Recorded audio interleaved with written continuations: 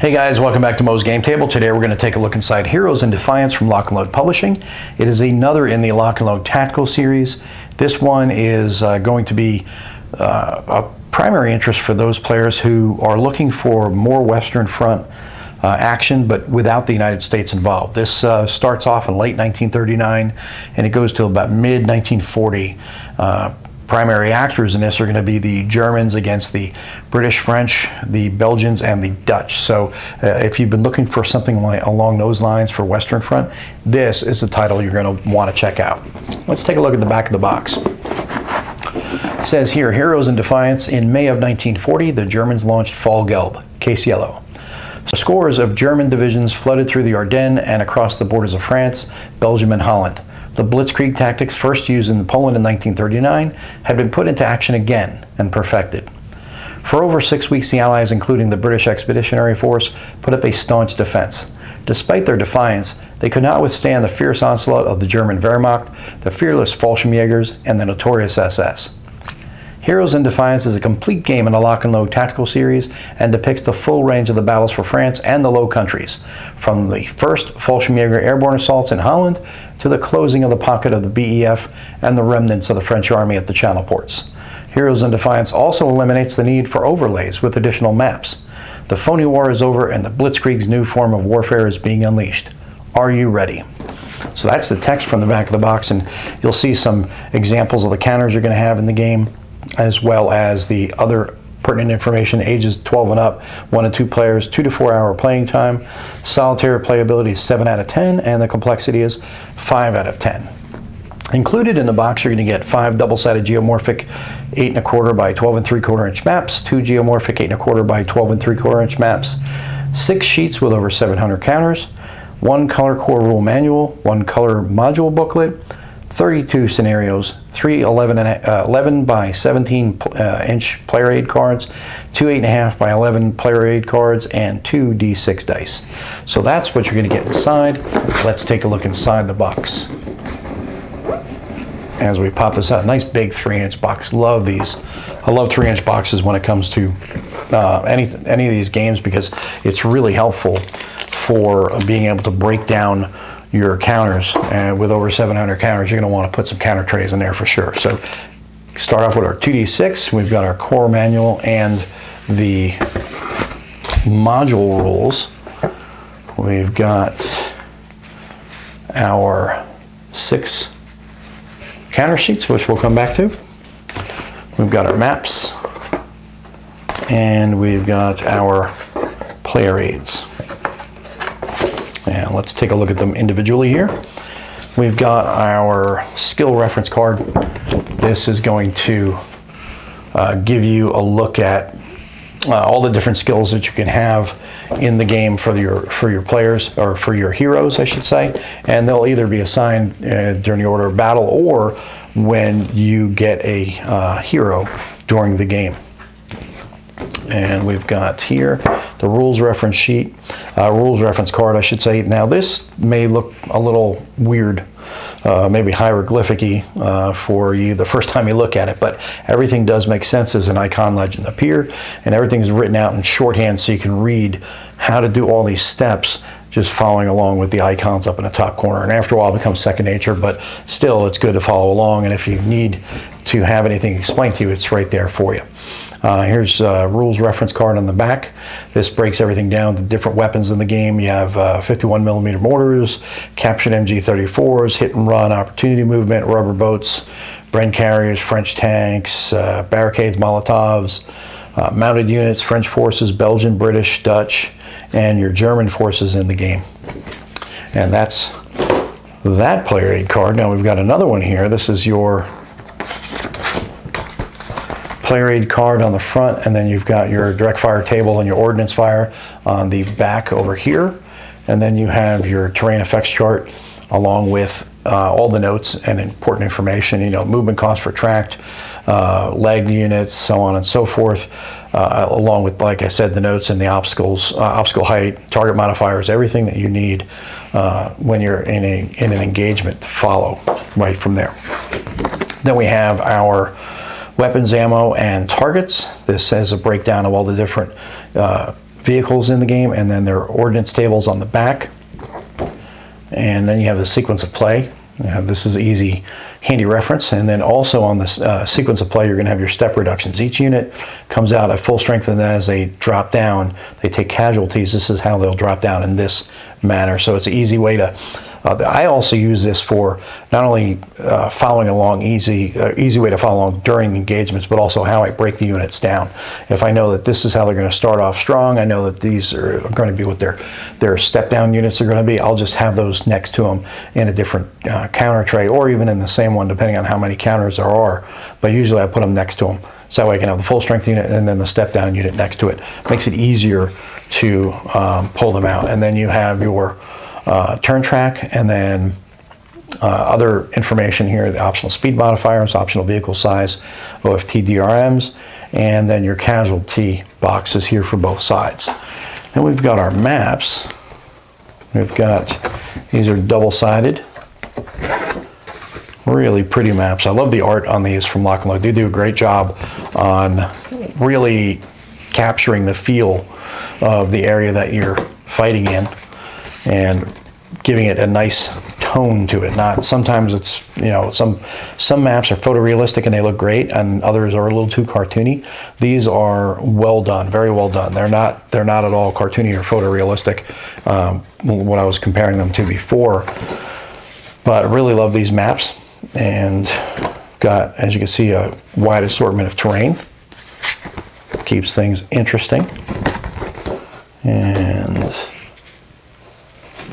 put that up there, and then two more. We'll take a look at a lot of wheat fields to fight through, and then buildings.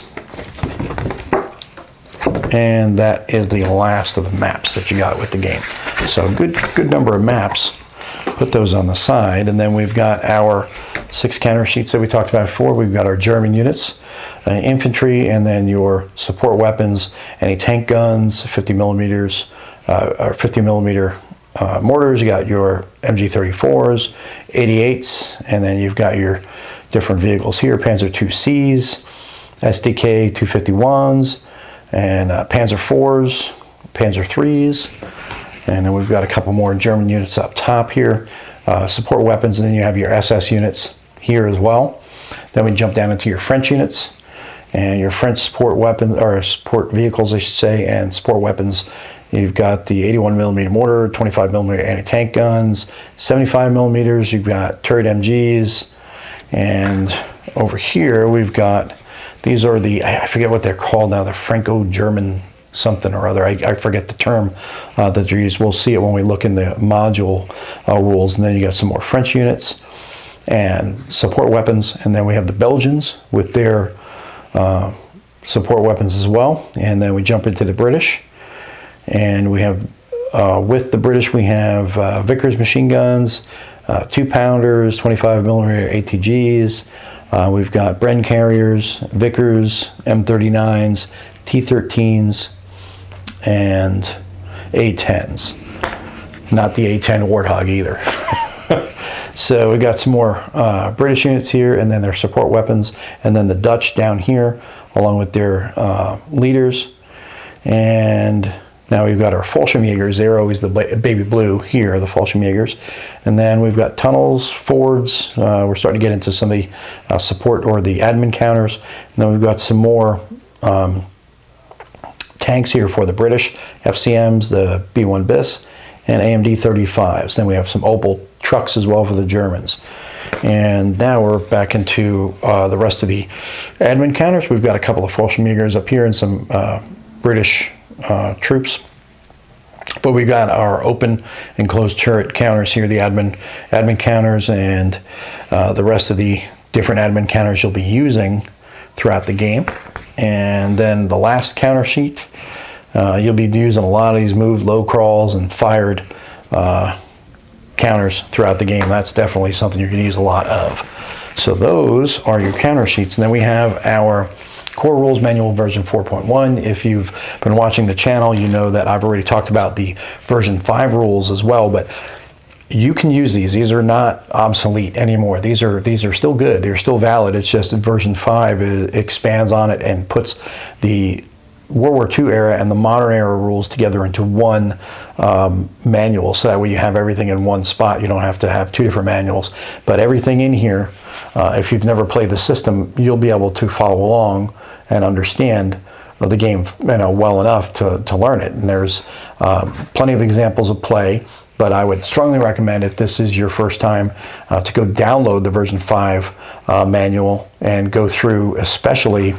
what's in the back of the manual here is much shorter than what you're going to find in the version 5 manual. This is an example of play of basic infantry combat. It's, let's see, it's 2, 3, 4, 4.5 pages, and then there's basic armored combat, which is a couple pages as well. But I would definitely recommend downloading the version 5 rules just for the narrative that's in the back of the book, if this is your first time, before anything else, because that is like 40, 50 pages that walks you through every aspect of ground combat for the infantry, and then there's another 20 some odd pages for the armored and ordnance. So definitely well worth downloading and purchasing if you choose to do so, but you don't have to, because the rule manual in the game will work.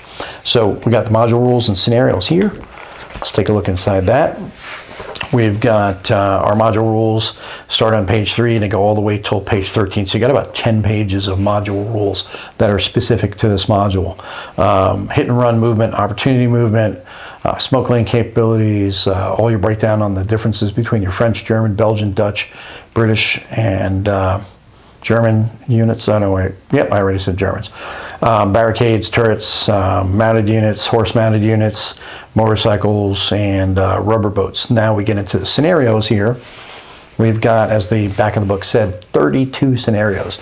That is a huge amount of scenarios. That is pretty much similar to what you're going to get in Heroes of Normandy.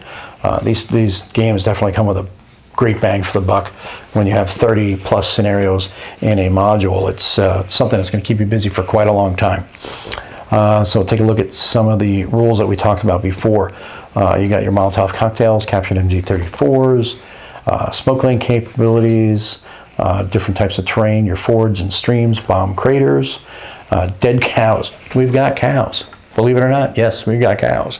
It says here, dead cows and other livestock, whether from small arms, fire, artillery, or aerial attacks, were part of the World War II battlefield. In Heroes in Defiance, they are represented in some scenarios by dead cow markers. They're usually placed during setup. They can only be placed in the open or degrading terrain hexes. They have a terrain modifier of +1 and are considered open terrain for spotting and line of sight purposes. Terrain modifier is cumulative with other terrain in a hex and or vehicles, wrecks, foxholes, smoke, etc. Dead cows do not affect movement costs. So they will give you a bit of a terrain modifier, as you would expect. If you can get behind a body of a dead cow, it's going to make it a little harder to hit you. We've also got fire, we've got our French forces, and that's the one I was talking about before, the half blue, half black counter, which is our Corps Franc. It says French Corps Franc MMCs are elite units with special characteristics. Their squads can assault move, and their half squads have stealth movement. So a little bit of asymmetric, a little more asymmetric capabilities for the different units here.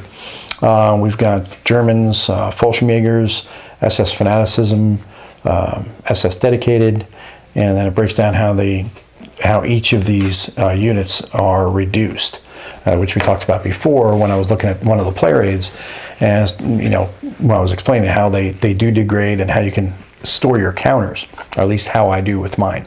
Then you have your French tanks, no rear armor, barricades, Bren carriers, turrets, and then your mounted units, and rubber boats, horse-mounted cavalry, and motorcycle-mounted units. And then we're getting into the scenarios. Take a look at those. And paragraph's got to get past that. Another paragraph, got to get past that.